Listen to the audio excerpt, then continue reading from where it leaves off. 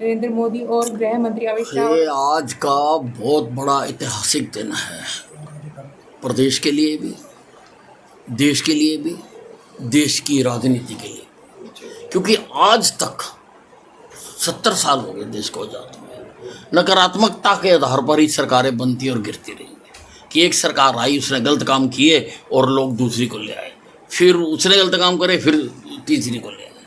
पहली बार है कि सकारात्मकता के आधार पर सरकार तीसरी बार भारतीय जनता पार्टी की प्रदेश में बनेगा। ये बहुत बड़ी बात है सारे देश के लिए भी और देश की राजनीति के लिए। साहब, कल मंत्रिमंडल की बैठक है, उसमें क्या नया कुछ लेके जा रहे हैं आप? अब जो एजेंडा आएगा उसमें देखते हैं क्या उसमें जो आएगा एजेंडा। कुल मिला के हमारा एक ही एजेंडा है कि हमने प्रदेश के लिए, देश के लिए काम करना है और हरियाणा को भी उसी रफ्तार के साथ हमने आगे लेके जाना जिस रफ्तार के साथ नरेंद्र मोदी जी देश को विकसित भारत की ओर लेके जा रहे हैं। कहीं ना कहीं आपका भी चेहरा था मुख्यमंत्री के तौर पर, उसको किस तरह से देखते हैं? भैया, मैंने कभी नहीं कहा कि मैं मुख्यमंत्री बनना चाहता हूँ। मैंने तो एक स्पष्टीकरण दिया, मेरे कार्यकर्ताओं में एक बात फैला दी गई कि भाई अनिल विज तो बनना ही नहीं चाहता, कोई जिम्मेवारी लेना नहीं चाहता। मैंने तो उसका स्पष्टीकरण दिया था केवल कि भाई मुझे आज तक पार्टी ने जिस मोर्चे पर खड़ा किया मैंने काम किया, उसके ऊपर जहां मुझे भेजा मैं गया हूं,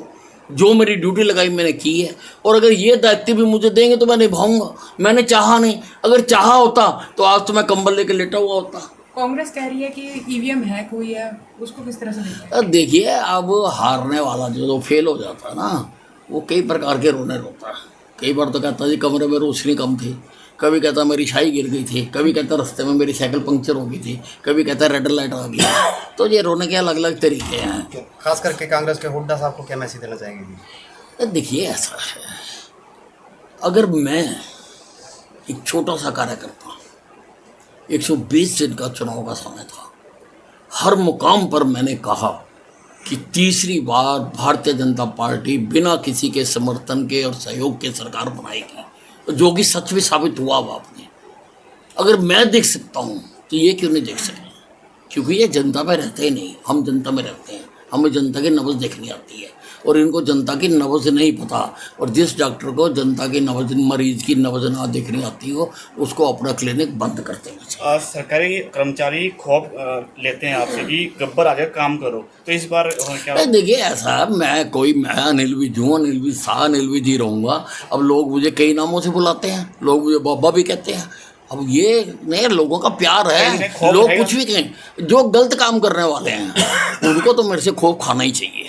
सब भारतीय जनता पार्टी के शीर्ष नेताओं ने जिस तरीके से सीएम का जो दरबदल किया गया है, खट्टर साहब पर क्या भरोसा नहीं था कि अगर खट्टर साहब के चेहरे पर नहीं, ऐसा नहीं है। खट्टर साहब ने बहुत अच्छा काम किया था। ये जो तीसरी बार रिपीट हुई है, इसमें खट्टर साहब का बहुत बड़ा योगदान है। 9.5 साल मुख्यमंत्री वो रहे हैं, इसीलिए उनके अच्छे काम को देखते हुए उनको वो और ऊपर ले गए हैं कि सारे देश में उनके काम का लाभ मिले। सर, आखिरी सवाल सर, मैनिफेस्टो में जैसे 20 पॉइंट दिए गए, सबसे पहले अब जैसे कल से आपका कार्यकाल शुरू हो जाएगा, मतलब सबसे पहले फर्स्ट महीने 2 महीने में क्या होगा? देखिए, सारे जो हमने कहा है हम वो करते हैं। आप देखिए, नौकरी का कहा था, आज सारों को जारी कर दिया ना लेटर हमने, तो हम जो कहते हैं वो करते हैं। हम वो करने वाली सरकार है, इसलिए लोग हमें लाए हैं।